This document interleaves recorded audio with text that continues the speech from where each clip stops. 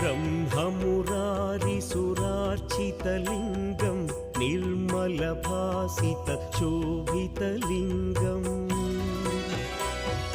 जन्मजदुःखविनाशकलिङ्गं तत्प्रणमामि सदा शिवलिङ्गम्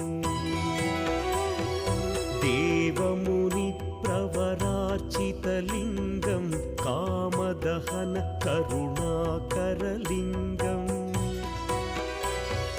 रावणदर्पविनाशकलिङ्गं तत्प्रणमामि सदा शिवलिङ्गम्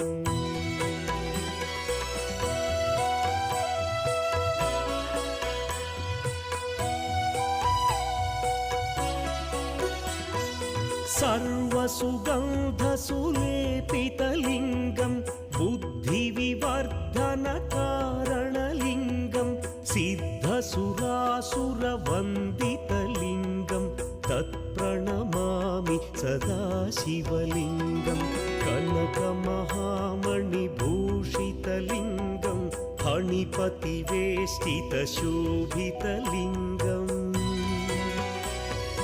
दक्षसुयज्ञविना